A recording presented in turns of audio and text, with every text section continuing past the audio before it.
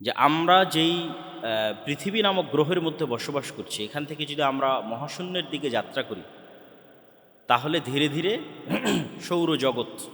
সৌরজগৎ পার হওয়ার পর ধীরে ধীরে গ্যালাক্সি, মিল্কি ওয়ে গ্যালাক্সি, সেটি পার হওয়ার পর এরকম আরও লক্ষ কোটি গ্যালাক্সি, ওই লক্ষ কোটি গ্যালাক্সির মধ্যে এরকম শত শত গ্রহ, উপগ্রহ, নক্ষত্র আছে যেগুলো পৃথিবীর মতো বা পৃথিবীর চাইতেও বড়।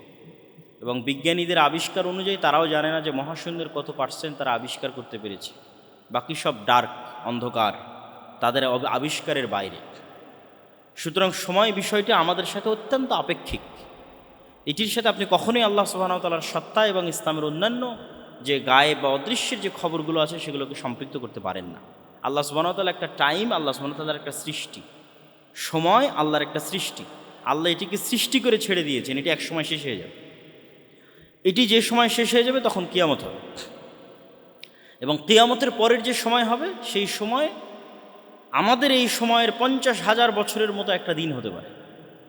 হাদিসের বিভিন্ন ভাষায় বোঝা যায়। সুতরাং সময়টা অনেক আপেক্ষিক। তো আমি যেটি বলছিলাম আর কি,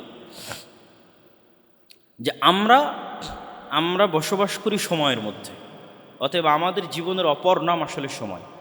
অতএব আমরা যতটুকু সময় কাজে লাগাই অতটুকুই আসলে আমাদের জীবন, আর যতটুকু আমরা কাজে লাগাই না অতটুকু আসলে আমাদের জীবন বা লাইফ নয়, বরং বৃথা, নষ্ট, অপচয়। তো সময়ের গুরুত্ব বুঝাতে গিয়ে বহু হাদিস রাসূলুল্লাহ সাল্লাল্লাহু আলাইহি ওয়াসাল্লামের পক্ষ থেকে আছে, সালাফে সালেহিনের পক্ষ থেকে বহু বক্তব্য আছে। যেমন রাসূলুল্লাহ সাল্লাল্লাহু আলাইহি ওয়াসাল্লামের একটা হাদিস, নি'মাতানি মাগবুনুন ফীহিমা কাসীরুম মিনান নাস, আস-সিহহাতু ওয়াল ফারাগ। পৃথিবীতে এমন দুটি আল্লাহর নেয়ামত আছে যেই দুটি নেয়ামত সম্পর্কে অধিকাংশ মানুষ গাফেল থাকে, অসচেতন থাকে, মূল্যায়ন করতে পারে না। এক, আল্লাহর প্রদত্ত পৃথিবীর অনেক বড় একটি নিয়ামত হচ্ছে সুস্বাস্থ্য। আমরা যে এখন সুস্থ আছি এটি কার নিয়ামত? আল্লাহ সুবহানাহু ওয়া তাআলার নিয়ামত। এটিকে মানুষ মূল্যায়ন করা জানে না, আল্লাহর নবী বলছেন। দুই, অবসর সময়কে মানুষ মূল্যায়ন করা জানে না। আল ফারাগ মানে অবসর সময়। এই জন্য অন্য একটি হাদিসে রাসূলুল্লাহ সাল্লাল্লাহু আলাইহি ওয়াসাল্লাম বলেছেন যে তোমরা 5টি বিষয়ের পূর্বে ইগতানিম খামসান ক্বাবলা খামসিন, 5টি বিষয়ের পূর্বে 5টি বিষয়কে তোমরা গুরুত্ব দাও। হায়াতাকা ক্বাবলা মাউতিক, মৃত্যুর পূর্বে জীবিত যে আছো এটিকে গুরুত্ব দাও, মূল্যায়ন করো। ওয়া সিহহাতাকা ক্বাবলা সাকামিক, অসুস্থ হওয়ার পূর্বে সুস্থ যে আছো এটিকে গুরুত্ব দাও। ওয়া ফারাগাকা ক্বাবলা শুগলিক, এখন যে ফ্রি আছো, অবসর আছো, এই অবসর সময়কে গুরুত্ব দাও ব্যস্ত হওয়ার পূর্বে। ওয়া শাবাবাকা ক্বাবলা হারামিক, আর বৃদ্ধ হয়ে যাওয়ার পূর্বে যৌবন যে যুবক যে আছো এই যুবক সময়টাকে গুরুত্ব দাও। ওয়া গিনাকা ক্বাবলা ফাকরিক, আর হাতে যদি সচ্ছলতা থাকে তাহলে দারিদ্রতা আসার পূর্বে সেই সচ্ছলতাকে গুরুত্ব দাও। যদিও দিন শেষে এই প্রত্যেকটা বিষয় সময়ের সাথেই কানেক্টেড। আপনার যৌবন, আপনার বার্ধক্য সেটিও সময়ের সাথে কানেক্টেড। আপনার ব্যস্ততা, আপনার অবসর সেটিও সময়ের সাথে কানেক্টেড। তো সব কিছুই সময়ের সাথে সম্পৃক্ত। আপনারা সুস্থ আছেন, অসুস্থ হবেন, সবই সময়ের সাথে সম্পৃক্ত। তারপরও রাসূলুল্লাহ সাল্লাল্লাহু আলাইহি ওয়াসাল্লাম ভিন্নভাবে এই 5টি জিনিসকে মূল্যায়নের জন্য আমাদেরকে বলেছেন। আর সময়ের মধ্যে পৃথিবীর সবচেয়ে গুরুত্বপূর্ণ সময়, যেই সময়টা কখনোই অলসতায় কাটানো উচিত নয়, সেটি হচ্ছে ফজরের পরের সময়। রাসূলুল্লাহ সাল্লাল্লাহু আলাইহি ওয়াসাল্লাম বলেন, আল্লাহ সুবহানাহু তাআলা আমার উম্মতের জন্য বরকত রেখেছেন ফি বুকুরিহা, সকালে। আমার উম্মতের জন্য আল্লাহ সুবহানাহু তাআলা বরকত রেখেছেন কখন? সকালে। এই জন্য সালাফে সালেহিনের পক্ষ থেকে বর্ণিত আছে যে লা ইয়ানামুনা বা'দা সালাতিল ফজর। কোনো সালাফে সালেহিন মানে অতীতে চলে যাওয়া বড় বড় আলেম ওলামাগণ, তারা কখনোই ফজরের সালাতের পর ঘুমাতেন না। যদি কখনো লম্বা সফর বা রাত জাগার মতো কোনো কাজ করতেন তাহলে ফজরের সালাতের পর ইয়ান্তাজিরুনা ইলা তুলুইশ শামস, ফজরের সালাতের পর অপেক্ষা করতেন সূর্য ওঠা পর্যন্ত। সূর্য উঠলে ঘুমিয়ে যেতেন। মানে কারো যদি বিশ্রামের দরকার হয় সকালে, তাহলে সে ফজরের পর কি উঠা পর্যন্ত অপেক্ষা করবে? সূর্য ওঠা পর্যন্ত অপেক্ষা। কিন্তু দেখবেন যে আমাদের লাইফস্টাইল, পুরো মুসলিম উম্মার লাইফস্টাইল চেঞ্জ হয়ে গেছে। পাশ্চাত্য বা ওয়েস্টার্ন কালচার কর্তৃক প্রভাবিত হয়ে আমরা দিন দিন, এবং মোবাইলের মতো ডিভাইসের সাথে আমাদের যে অ্যাডিকশান, আসক্তি, এই আসক্তির কারণে আমরা রাতকে গভীর থেকে গভীরতর করছি। আর সকালে অবশ্যই শতভাগ ছাত্রের কত পার্সেন্ট ছাত্র সকালে ফজরের পর জেগে থাকে আল্লাহ সুবহানাহু ওয়া তাআলা ভালো জানে, বা পুরো মুসলিম উম্মার একই অবস্থা। অথচ ঘুমানোর সুন্নাতের ক্ষেত্রে রাসূলুল্লাহ সাল্লাল্লাহু আলাইহি ওয়াসাল্লাম বলেছেন যে এশার পরে কোনো কথা হবে না, এশার পরে ঘুমিয়ে যেতে হবে। আমরাও বিজ্ঞানী যারাই, যে কোনো, এখানে ডাক্তারও বক্তব্য দিয়েছেন, তাদের কাছে জিজ্ঞেস করতে পারে। যে কোনো ডাক্তারের কাছে গেলে ডাক্তারেরা আপনাকে সকাল সকাল ঘুমানোর পরামর্শ দেবে। মানুষের ঘুমের সবচেয়ে গভীর সময়টা রাত 9টা, 10টা, 11টার মধ্যেই পার হয়ে যায়, এবং ওই রাতে আগে উঠার জন্য বলবে। আর এটি সবচেয়ে স্বাস্থ্যসম্মত। আমাদের নবী মুহাম্মদ সাল্লাল্লাহু আলাইহি ওয়াসাল্লাম এশার পরপর দ্রুত ঘুমিয়ে যেতেন, আর ওই রাতে আগে উঠতেন, আগে উঠে তাহাজ্জুদের সালাত আদায় করতেন। তাহাজ্জুদের সালাত বা রাতে উঠে সালাত 2 রাকাত হলেও মানুষের জীবনে বৈপ্লবিক পরিবর্তন ঘটাতে পারে। মানুষ যদি পৃথিবীর মহা থেকে মহা সফলতম কাজ করতে চায়, এবং আল্লাহ সুবহানাহু ওয়া তাআলার রহমত এবং বরকতের সাথে করতে চায় এবং সফল হতে চায়, তাহলে সে রাতের শেষ অংশের কোনো বিকল্প নেই, যেটি আল্লাহ সুবহানাহু ওয়া তাআলা তার রাসূলকে উদ্দেশ্য করে বলেছেন যে অচিরেই আমরা আপনার প্রতি কাওলান সাকিলা, অনেক ভারী একটি কিতাব আপনার প্রতি অবতীর্ণ করব। ফাতাহাজ্জাদ বিহি নাফিলাতাল লাক, অচিরেই আল্লাহ সুবহানাহু ওয়া তাআলা আপনাকে গুরু দায়িত্ব প্রদান করবেন। ওই গুরু দায়িত্ব পালন করা যেন আপনার জন্য হালকা হয়, সহজতর হয়, এই জন্য আপনি অভ্যাসী হন রাতে সালাত আদায় করতে। অল্প থেকে অল্প পরিমাণ আপনি রাতে সালাত আদায় করতে অভ্যাসী হন, যাতে আল্লাহ আপনার প্রতি যে বিশাল কিতাব অবতীর্ণ করছে সেটি বহন করা, এটি মানুষের মাঝে প্রচার করা, এবং রিসালাতের এই গুরু দায়িত্ব পালন করা আপনার জন্য যাতে সহজ হয়। এবং বর্তমান পৃথিবীতেও যারা সাকসেসফুল, সফল মানুষ আছে, তাদের অধিকাংশের 90% অধিকাংশের আপনি ঘুম থেকে উঠার ডাটা যদি চেক করেন গুগলে সার্চ দিয়ে, যে তারা কখন ঘুম থেকে উঠে, তাহলে আপনি দেখবেন যে বেশিরভাগ আপনাদের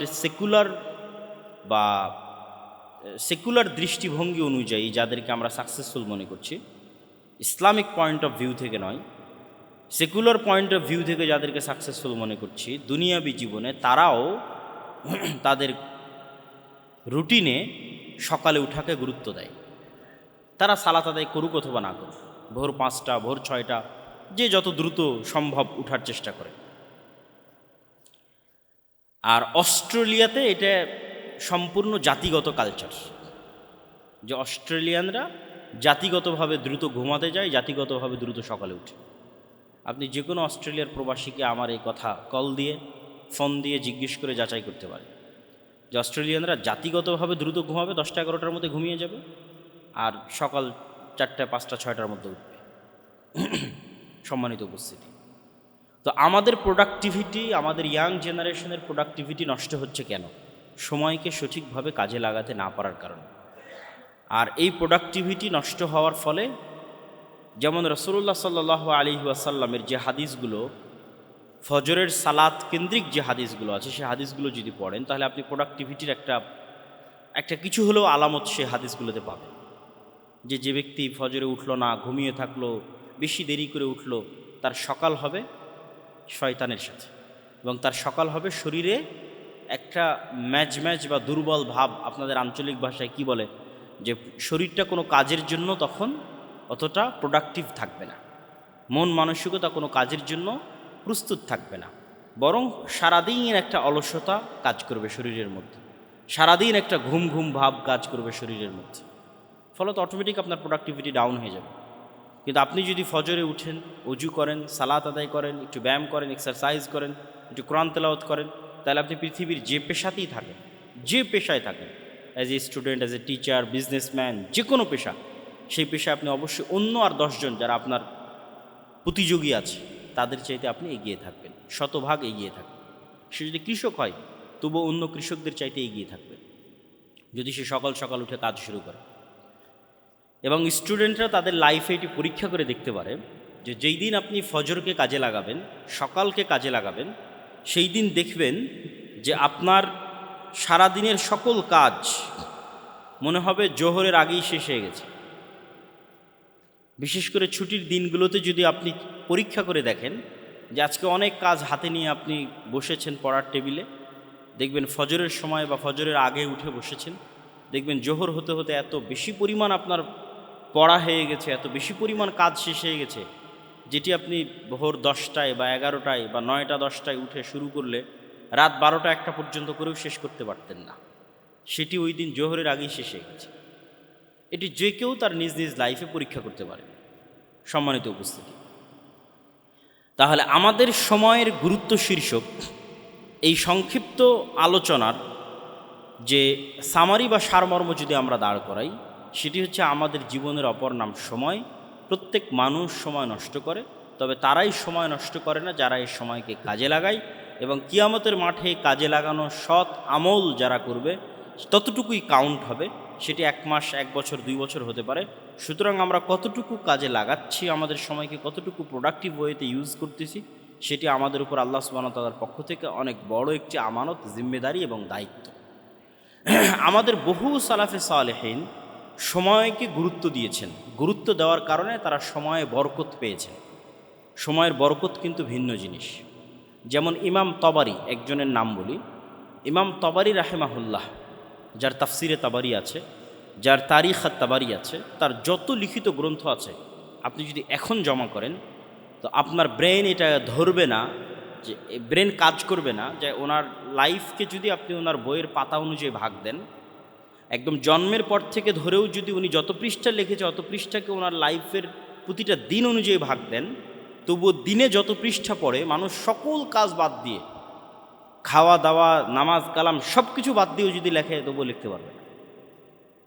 এটা একজন ইমামের নাম বললাম, তার বই প্রকাশ করা একক একজন লাইব্রেরির পক্ষেও হিমশিম খেতে হবে যে তার সকল বই একক একজন লাইব্রেরির মালিক প্রকাশ করে। 300 থেকে 350 বইয়ের লেখক তিনি। তাহলে কিভাবে তিনি সময়কে কাজে লাগাতেন, তার সময় কিভাবে কাজে লাগত, কিভাবে তিনি সময়ের বরকত পেয়েছেন। আমাদের নবী মুহাম্মদ সাল্লাল্লাহু আলাইহি ওয়াসাল্লাম তার 23 বছরের জীবনে কিন্তু পরিপূর্ণ বরকতে পরিপূর্ণ। পৃথিবীর ইতিহাসে এত অল্প সময়ের মধ্যে এত বিশাল বিপ্লব কেউ সাধিত করতে পারে, এবং এত প্রভাব বিস্তারকারী বিপ্লব যে পৃথিবীতে এত দীর্ঘকালব্যাপী এতটা প্রভাব ধরে রাখবে, অথচ মাত্র সময় মাত্র 23 বছর। তো সময়ের বরকত সম্পূর্ণরূপে ভিন্ন জিনিস। এই সময়ের বরকতটা পেতে হলে আপনাকে টাইম ম্যানেজমেন্ট করা শিখতে হবে। আর টাইম ম্যানেজমেন্টের জন্য 5 ওয়াক্ত সালাতের বিকল্প পৃথিবীতে নাই। যে টাইম ম্যানেজমেন্টের যত টাস্ক, যত টুলস, যত পদ্ধতি, যত ওয়ে যাই বলেন না কেন, 1 নম্বরে থাকবে 5 ওয়াক্ত সালাত, যদি কেউ প্রপারলি সেটিকে প্রয়োগ করতে পারে। প্রত্যেক ওয়াক্তের সালাত আপনার জন্য একটা রিমাইন্ডার হিসেবে কাজ করবে। আপনি হয়তো ক্রামবোর্ড খেলায় ব্যস্ত আছেন, হয়তো কোনো একটা দেখা যাচ্ছে বাংলাদেশ ক্রিকেট বা এরকম কোনো একটা ফুটবল খেলা হয়তো দেখছেন, কিন্তু আপনি সালাতকে টপ প্রায়োরিটি দেন। যদি এই কাজগুলো ঠিক না, কিন্তু দেখবেন ওই যে সালাতের জন্য আপনি উঠে গেলেন, সালাতটা না থাকলে আপনি এটা ঘন্টার পর ঘন্টা দেখতেই থাকবেন। হয়তো নেটফ্লিক্সে কোনো মুভি দেখছেন, ঘন্টার পর ঘন্টা দেখতেই থাকছেন, সময় নষ্ট হয়ে যাচ্ছে, আপনি বুঝতে পারছেন। কিন্তু সালাতকে যদি টপ প্রায়োরিটি দেন, তাহলে প্রত্যেক ওয়াক্ত সালাত আপনার জন্য রিমাইন্ডার যে আমি এতক্ষণ কী করছিলাম, এখন কি করব। এই প্রশ্নটা করার অন্তত সময় এবং সুযোগ আপনি নিজেকে পাবেন। শয়তান কিন্তু চায় যে আপনি যেন কখনোই নিজেকে এই প্রশ্নটা করার সুযোগ না পান। এটি শয়তানের চাওয়া, যে আপনি কি করছেন, কি করবেন, এই প্রশ্নটা নিজেকে করার সুযোগ যেন আপনি না পান। এই জন্য শয়তান সারা পৃথিবীকে চাকচিক্য দিয়ে সাজিয়ে রেখেছে। অমাল হায়াতুদ দুনিয়া ইল্লা মাতাউল গুরুর। আর সেই চাকচিক্য, এন্টারটেইনমেন্ট, বিনোদনের রাস্তা এখন পৃথিবীতে আরও বেশি হয়ে গেছে। ফলত কোরআনের এই আয়াত যে দুনিয়া একটি ধোঁকার বস্তু মাত্র, আর এই ধোঁকা শয়তান আমাদেরকে দেয়, এটি এখন আরও বেশি প্রযোজ্য। যেটি কোরআনের অন্য আয়াত দিয়ে আরও স্পষ্ট হয় যে আলহাকুমুত তাকাসুর হাত্তা যুরতুমুল মাকাবির। পৃথিবীর এই চাকচিক্য সৌন্দর্য তোমাদেরকে এমনভাবে পাগল বানিয়ে রাখবে যে তোমরা যে মারা যাবে এই কথাটা তোমরা ভুলে যাবে। এবং আমরা অধিকাংশ মানুষই ভুলে থাকি যে আমরা মৃত্যুবরণ করব। কেন? এই পৃথিবীর চাকচিক্য আমাদেরকে এমনভাবে নেশাগ্রস্ত করেছে যে আমাদের এটি স্মরণ করার মতো সময় নাই যে আমরা মারা যাব। তাহলে কখন আমরা এটি স্মরণ করতে পারবো? যখন আমরা কবরে যাব। হাত্তা যুরতুমুল মাকাবির, নিজে যখন কবরে যাব তখন আমার মনে হবে যে আমি সময় নষ্ট করেছি। নিজে যখন কবরে যাব, নিজে কবরে যাওয়ার আগ পর্যন্ত মৃত্যুর মতো সত্য বাস্তবতাকে মানুষ ভুলে থাকে। কে ভুলে রাখে? শয়তান ভুলিয়ে রাখে। ফলত তাদের জন্য এবং আমাদের জন্য সময় নষ্ট করা অনেক সহজ হয়ে যায়। সম্মানিত উপস্থিতি, আজকে পুরো মুসলিম উম্মাহ যে সমস্ত কাজে সবচেয়ে বেশি সময় নষ্ট করছে, যেই সময় নষ্টগুলো করার কারণে তারা সামনের দিকে এগিয়ে যেতে পারছে না, তাদের প্রোডাক্টিভিটি বাড়াতে পারছে না, তার মধ্যে দু একটা বিষয় উল্লেখ না করলেই না। যেমন মুসলিম উম্মাহ প্রোডাক্টিভিটির চাইতে পরস্পরের প্রতি হিংসা বিদ্বেষ এবং পরস্পরের প্রতি যে ছোট মন মানসিকতার পরিচয়, এটির পিছনে অনেক সময় নষ্ট করে। ব্যাকবাইটিং, গিবত, আড্ডা, আলোচনা, গালিগালাজ, বিশেষ করে গণতান্ত্রিক রাজনীতির কারণে মুসলিম উম্মার মধ্যে এই স্বভাবটি ব্যাপকভাবে ভাইরাসের মতো ছড়িয়ে পড়েছে এবং এটিতেই আমরা সবচেয়ে বেশি সময় নষ্ট করি। আমরা এক জায়গায় একত্রিত হলে আমাদের মধ্যে কখনোই প্রোডাক্টিভ কোনো বিষয় নিয়ে আলোচনা হয় না, জ্ঞান কেন্দ্রিক কোনো বিষয় নিয়ে আলোচনা হয় না। শুধু সেকুলার নয়, যারা মুসলিম প্র্যাকটিসিং তাদের মধ্যেও যখন তারা একত্রিত হয় তখন তারা কোরআনের একটা আয়াত নিয়ে আলোচনা করবে, হাদিসের একটা অনুবাদ নিয়ে আলোচনা করবে, তাফসির নিয়ে আলোচনা করবে না। আজকে কি বলল, কার বিরুদ্ধে কে কোথায় কি লিখলো, বাস এগুলো নিয়ে আলোচনা এবং এগুলোর পিছনে সময় নষ্ট। ফলত প্রকৃত কাজে সে কখনোই মনোযোগ দিতে পারে না, জাতি গঠনমূলক কাজে সে কখনোই কোনো ভূমিকা রাখতে পারে না। এবং মুসলিমদের পিছিয়ে থাকার অন্যতম একটি বড় কারণ হচ্ছে এই অন্তর্দ্বন্দ্ব, অন্তর্কলহ, পারস্পরিক হিংসা এবং বিদ্বেষ।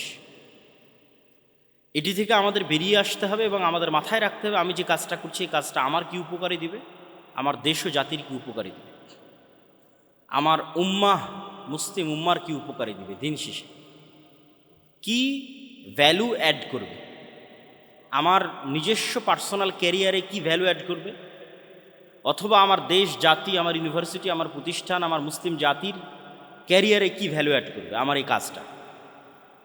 তখন আপনি বুঝতে পারবেন আপনি অনর্থক সময় নষ্ট করছেন না আসলেই প্রকৃত কোনো কাজ করতেছে। আর মুসলিম উম্মাহ সবচেয়ে বেশি যেই বিষয়টিকে কম গুরুত্ব দিয়ে থাকে আর যেটিকে বেশি গুরুত্ব দেওয়া উচিত সেটি হচ্ছে জ্ঞানার্জন, পড়া, অধ্যয়ন। আমি ইউকেতে প্রায় 1 বছর ছিলাম।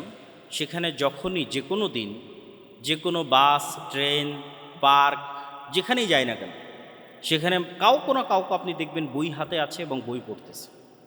জাতিগত অভ্যাস বই পড়া, এবং তাদের দেখে আমি নিজে অনুপ্রাণিত হতাম যে আমাকেও পড়া উচিত। সফরে বের হয়েছি তো কি হয়েছে, আমার হাতেও একটা বই থাকা উচিত। এবং অনেক বই আমি ওই ইউকেতে থাকা অবস্থায় গাড়িতে, ট্রেনে, বিমানে পড়তে পড়তে শেষ করেছি। কিন্তু বাংলাদেশে আসার পর বাংলাদেশে এখন পর্যন্ত কোথাও চোখে পড়েনি যে আরেকটা মানুষ বই পড়তেছে। ফলত আমার মধ্যে থেকেও স্বভাবটা হারিয়ে গেছে, চলে গেছে। তাহলে মুসলিমরা কি পরিমাণ ওই ধরনের ফাউল কাজে সময় নষ্ট করে যেই কাজের আসলে দিন শেষে কোনো উপকার নাই। জ্ঞান অর্জন তো প্রকৃত ইনভেস্টমেন্ট। আপনি বইয়ের একটা পৃষ্ঠা পড়ছেন, এটা আপনার পিছনে ইনভেস্টমেন্ট, প্রকৃত ইনভেস্টমেন্ট। কেউ বই পড়া ছাড়া জীবনে বড় হতে পারেনি, হওয়া সম্ভব নয়। যেটি আমাদের অতীতের এক বক্তা বলে গেলেন যে আমাদের কোরআন শুরুই হয়েছে ইকরা, পড়ো, পড়া দিয়ে শুরু হয়েছে। এবং মুসলিমরা একসময় জ্ঞান বিজ্ঞানের শীর্ষস্থানে ছিল। অক্সফোর্ড বিশ্ববিদ্যালয় প্রতিষ্ঠা হওয়ার 500 বছর পূর্বেও স্পেনের কর্ডোভায় মুসলমানদের বিশ্ববিদ্যালয় ছিল, গবেষণাগার ছিল, জ্ঞান বিজ্ঞানের চর্চা ছিল। যারা স্পেনে যাওয়া, যাদের পক্ষে সম্ভব হবে তারা গিয়ে দেখে আসতে পারেন। মুসলমানদের সেই ইতিহাস এবং ঐতিহ্যের চিহ্ন এবং আলামত এখনও থেকে গেছে। বাগদাদে বাইতুল হিকমার সেই লাইব্রেরি, জ্ঞান বিজ্ঞান চর্চার সেই লাইব্রেরি, মুসলমানদের অতীত ঐতিহ্যের প্রমাণ বহন করে। কিন্তু মুসলমানেরা সেই জ্ঞান চর্চা হারিয়ে ফেলেছে এবং এমন সব অনর্থক কাজে লিপ্ত হয়েছে যেই প্রত্যেকটা কাজ সময় নষ্ট। বলে আসর ইন্নাল ইনসান আলাফি খুসর, যে প্রত্যেক মানুষ সময় নষ্ট করতেছে। আমরা মুসলিমরা এই যুগে সবচেয়ে বেশি সময় নষ্ট করতেছি, ফলত আমরা পৃথিবীতে সবচেয়ে পিছিয়ে। কিন্তু আমাদের অতীত সালাফে সালেহিন তারা সময় নষ্ট করেননি। এখন যারা জ্ঞান বিজ্ঞানে এগিয়েছে তাদের মধ্যে আর আমাদের মধ্যে একটা পার্থক্যের কারণে যারা এখন জ্ঞান বিজ্ঞানে এগিয়ে আছে তারা আমাদের জন্য কল্যাণকামী হতে পারছে না, কিন্তু মুসলিমরা যখন জ্ঞান বিজ্ঞানে এগিয়েছিল তখন তারা কল্যাণকামী ছিল। আপনি মুসলিমদের হিস্ট্রিতে কখনো পাবেন না যে কর্ডোভায় অথবা গ্রানাডায় অথবা বাগদাদে কখনো জ্ঞান জাতপাত কালার ভেদে বিতরণ করা হয়েছে, যে তুমি মুসলিম না সুতরাং তুমি জ্ঞান অর্জন করতে পারবা না, এটা পাবেন না। সেকেন্ড, আরেকটা জিনিস পাবেন না যে ঠিক আছে তুমি জ্ঞান অর্জন করতে চাও টাকা দাও, এইটা পাবেন না। মুসলমানেরা জ্ঞানকে মনে করেছে সাদাকায়ে জারিয়া, আসলেই এটি সাদাকায়ে জারিয়া। এই জন্য মুসলমানেরা সাদাকায়ে জারিয়ার মতো জ্ঞান বিতরণ করেছে। ইউরোপ থেকে জ্ঞান শিখে তারা ইউরোপকে উন্নত করেছে। এটি অবাস্তব কিছু না। স্পেনের সীমানা ফ্রান্সের সাথে কানেক্টেড।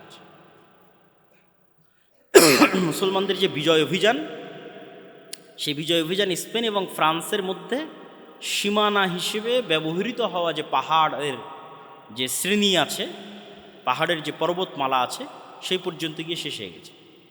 ওই পর্বতমালা পর্যন্ত মুসলমানেরা অভিযান নিয়ে গেছিল, কিন্তু শীতকাল হওয়ায়, বরফ আচ্ছাদিত অঞ্চল হওয়ায় আর মুসলমানেরা শীতের সাথে ঠান্ডার সাথে পরিচিত না হওয়ায় সেই যুদ্ধে পরাজয় হয়। এই জন্য অদ্যবধি এখন পর্যন্ত যে সমস্ত অঞ্চলে শীত বেশি ওই সমস্ত অঞ্চলে মুসলমান কম।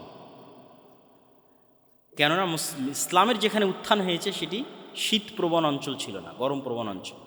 ফলত মুসলমানরা ওই সমস্ত জায়গায় দ্রুত বিজয় করতে পেরেছে যেগুলো তাদের আবহাওয়ার সাথে বেশি কানেক্টিং ছিল, তাদের আবহাওয়ার সাথে বেশি সুইটেবল ছিল, ওগুলোই তারা বেশি বিজয় করতে পেরেছে। তো ওই স্পেনের সীমানার সাথে ফ্রান্সের সীমানা কানেক্টেড। তো স্পেনে যখন মুসলমানেরা জ্ঞান বিজ্ঞানের কেন্দ্র, তখন শতভাগ ফ্রান্স ইতালি থেকে মানুষজন ওখানে এসে জ্ঞান শিখে গেছে। এটি ভূ রাজনৈতিকভাবেও প্রমাণিত। কিন্তু এখন যাদের কাছে জ্ঞান বিজ্ঞান আছে তারা বলতেছে তুমি শিখতে চাও টাকা দিতে হবে। আপনি ইউরোপের একটা বিশ্ববিদ্যালয়ে 1 বছরের একটা মাস্টার্স কোর্স যদি স্কলারশিপ না পান কত টাকা লাগে?